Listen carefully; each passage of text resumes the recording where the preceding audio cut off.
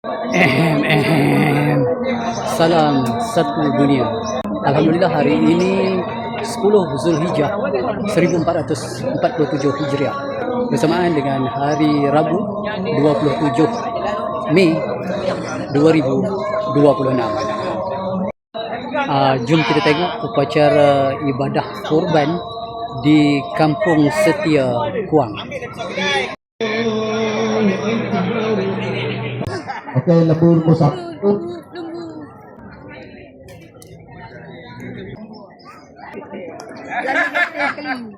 Hati-hati.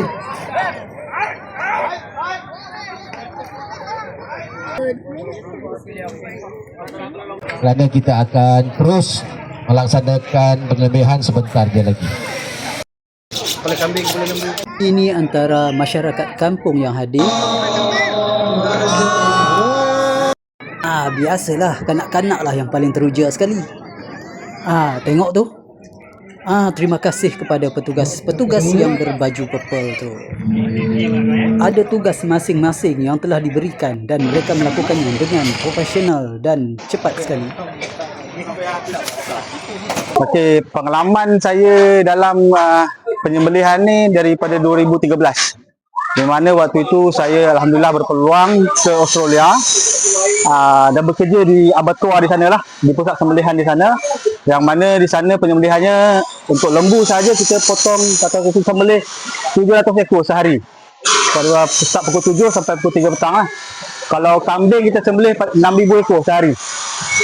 Jadi pengalaman dari situlah yang saya bawa balik ke Kuang ni dan berkhidmat untuk Surau Jumaat Kampung Setia dari mulai tahun 2016. Alhamdulillah hari ini bukan calang-calang saya jumpa seorang tukang sembelih profesional. Pernah berkhidmat di Australia selama berapa tahun? 3 tahun. 3 tahun kat sana. Satu hari boleh sembelih sehingga 300 ekor lembu. 700. Ada kepala lembu dan ekor lembu yang berhajat. Sudah cukup sekor ya. Berhajat. Lembu kelima, peserta lembu kelima boleh sembelihan.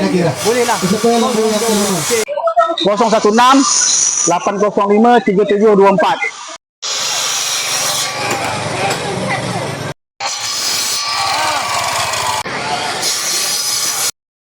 Assalamualaikum warahmatullahi wabarakatuh. Salam Aidil Adha 2026. Hari ini adalah tanggal 10 Zulhijjah.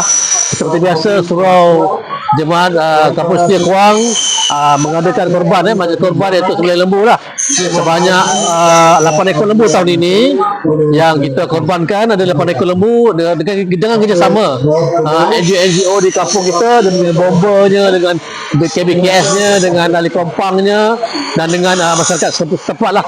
Jadi lembu-lembu ini akan diagihkan kepada asnaf dan seluruh kampung lah di kampung yang dah dikenal pasti untuk diagih kepada asnaf utamanya dan para peserta, para petugas yang bertugas pada hari ini. Untuk makluman jugalah para petugas hari ini sekitar dalam 50 orang lah yang untuk bertemu lumus bagi menjayakan program pada korban pada kali ini daripada awal hingga akhirnya insyaAllah. Dan Suraja juga ada buat satu kenduri lah, makan tengah hari dan makan malam lah insyaAllah. Sekian dari saya, Oli. Assalamualaikum.